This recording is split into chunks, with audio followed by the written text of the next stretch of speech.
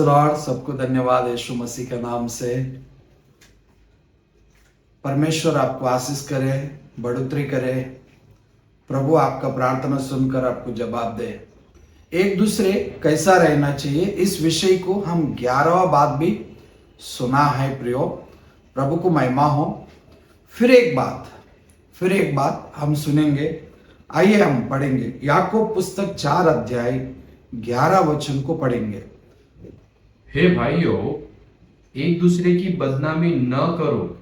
जो अपने भाई की बदनामी करता है या भाई पर दोष लगाता है, वह व्यवस्था की बदनामी करता है और व्यवस्था पर दोष लगाता है। और यदि तू व्यवस्था पर दोष लगाता है तो तू व्यवस्था पर चलने वाला नहीं। परमेश्वर को महिमा हो। इस वचन में परमेश्वर का बहुत बात है सीखने का। पहला बात है, भाइयों एक दूसरे का बदनामी मत करो। एक दूसरे का बदनामी मत करो। अगर एक दूसरे का बदनामी करता है तो वो व्यवस्था को बदनामी करता है। अगर जो व्यवस्था को बदनामी करता है वो व्यवस्था पर नहीं चलता है। 3 बात लिखा है प्रियो। इसमें लिखा है, भाइयों एक दूसरे का बदनामी मत करो। बदनामी मत करो। अगर बदनामी करता है वो व्यवस्था को बदनाम करता है। अगर जो व्यवस्था को बदनामी करता है तो वो व्यवस्था पर नहीं चलने वाला है। प्रियो, बदनामी हम दूसरे को करता है तो इतना बड़ा सजा भी मिल जाते। परमेश्वर को महिमा हो। इतना बड़ा सजा ये मिलता है कि हम बदनामी करने से व्यवस्था को बदनामी किया जैसा सजा मिल सकता है। इसलिए हम दूसरे का बदनामी मत कीजिए। परमेश्वर का वचन में और थोड़ा गहराई से जाएंगे। गिनती पुस्तक 12 अध्याय 1 वचन से हम पढ़ेंगे। इस 12 अध्याय पूरा पढ़ने का प्रयोग मैं एक वचन स्क्रीन में दिखा रहा हूं, पढ़ लीजिए। मूसा ने तो एक कुशी स्त्री के साथ ब्याह कर लिया था, सो मरियम और हारून उसकी उस ब्याहती कुशी स्त्री के कारण उसकी निंदा करने लगे। उन्होंने कहा, क्या यहोवा ने केवल मूसा ही के साथ बातें की है? क्या उसने हमसे भी बातें नहीं की? उनकी ये बातें यहोवा ने सुनी। परमेश्वर को महिमा हो। मूसा का ऊपर अहारोन, उनका बहन मिरियम बदनामी करने लगा। मूसा का ऊपर उनका भाई, मूसा का सग्गा भाई अहारोन, सग्गा बहन मिरियम भी बदनामी करने लगा। तो क्या हुआ इस अध्याय में आप देख लीजिए प्रियो, कितना बड़ा सजा मिला।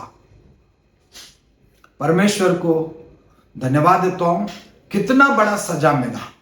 तो प्रियो, मूसा को ऊपर बदनामी करने लगा। इतना बड़ा बदनामी करने लगा कि मूसा का साथ परमेश्वर है क्या हमारे साथ में नहीं है? क्या मूसा से परमेश्वर चमत्कार किया? हमारे हाथों से नहीं किया। इतना तक कि मूसा को 0 किया था। मूसा को परमेश्वर ने बुलावट किया, परमेश्वर ने मूसा से बातें किया, परमेश्वर का आवाज मूसा सुना। यह सब प्रयास पूरा व्यर्थ हो गया। इतना कहता है उनका बहन, उनका भाई, क्या मूसा के साथ में है परमेश्वर? क्या हमारा साथ में नहीं है? काली कुशी स्त्री का वजह से मूसा को इतना समाज में बदनाम कर रहा था। पूरा समाज में, पूरा इज़राइल का समाज में बहुत बदनामी किया। एक स्त्री के कारण से मूसा को बदनामी किया था।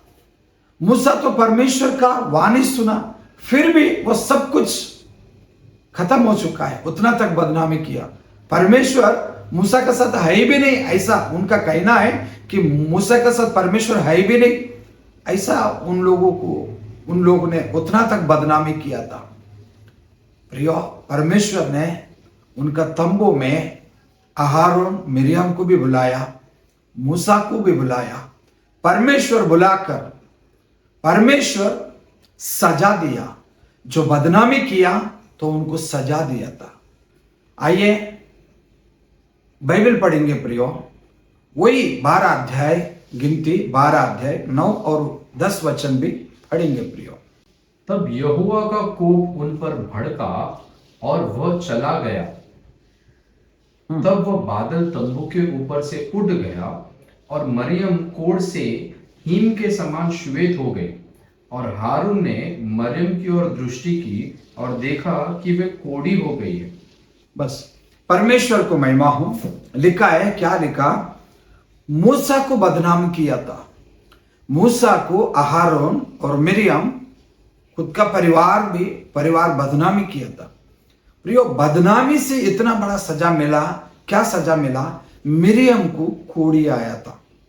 मिरियम को कोढ़ी बीमारी आया था और उतना तक था कि उनका पूरा मांस कट रहा था। पूरा मरियम का मांस कट रहा था। कोढ़ी, जो कोढ़ी होते हैं तो उनका मांस पूरा कटते हैं, उंगली और उनका शरीर का सारे मांस कटते। वैसे ही एक छोटा बच्चे के समान और उनको कोढ़ी हो गया था।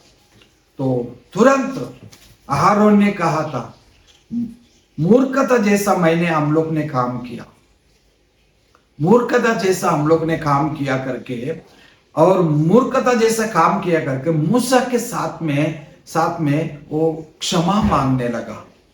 प्रियो, कोढ़ी का मतलब ये है लोगों से दूर रहना। कोढ़ी का मतलब ये है, और शहर से भी दूर रहना। कोढ़ी का मतलब ये है कोई उनको छू नहीं सकता है। कोढ़ी जो जिसको आता है तो वो शापित किए हुए लोगों को आता है करके व्यवस्था में ऐसे लिखा है प्रियो। तो प्रियो, कोढ़ी बीमार आया था। तो कोढ़ी बीमार का वजह से वो इतना वो हलाक हो चुका। इसलिए प्रियो, मैं आपसे कहता हूं, बदनामी का वजह से हमसे लोग दूर भागते हैं। जैसा कोढ़ी बीमारी व्यक्ति से लोग दूर रहते हैं, वो व्यक्ति की समाज से, गांव से, शहर से वो दूर रखते हैं कोढ़ी बीमारी को, क्योंकि उसको जंगल में रहना पड़ता है, क्योंकि उनका कोढ़ी दूसरे को ना आए। तो उस प्रकार से तो हम भी दूसरे का बदनामी करने से हम लोगों से हम दूर हो जाएगा। हम इतना है कि हमको देखकर लोग भाग जाएगा। कोई परिस्थिति से हो या कोई कारण से हो, कोई मुसीबत से हो या कोई प्रकार के भी हो, तो कोढ़ी बीमारी जैसा हमसे भी लोग दूर भाग सकते हैं। वो वैसा सजा आज भी मिल सकता है। प्रियो, मैं आपसे कहता हूं, बदनामी का वजह से मूसा के ऊपर जो बदनामी किया था, वो बदनामी का वजह से उतना बड़ा उनको सजा मिला। प्रियो, हम कलीसिया में रहते हैं, परमेश्वर कहता है एक दूसरे का बदनामी मत करो। हाँ प्रियो, हम किसी का बदनामी ना करेंगे। हम करने से परमेश्वर का क्रोध हम पर आ जाएगा। इसलिए बाइबल कहता है तुम दूसरे का बदनामी मत करो।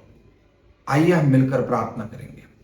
हे पिता परमेश्वर, धन्यवाद देता हूं प्रभु, इस वीडियो को जो कोई लोग देख रहा है प्रभु, उन पर दया कृपा होने पाए। कोई भी हमारा भाई बहन कलीसिया में, समाज में किसी का बदनामी ना करने पाए।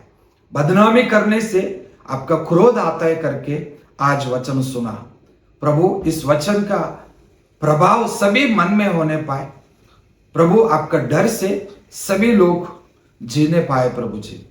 यीशु मसीह का नाम से हम प्रार्थना करते हैं, आमीन। धन्यवाद।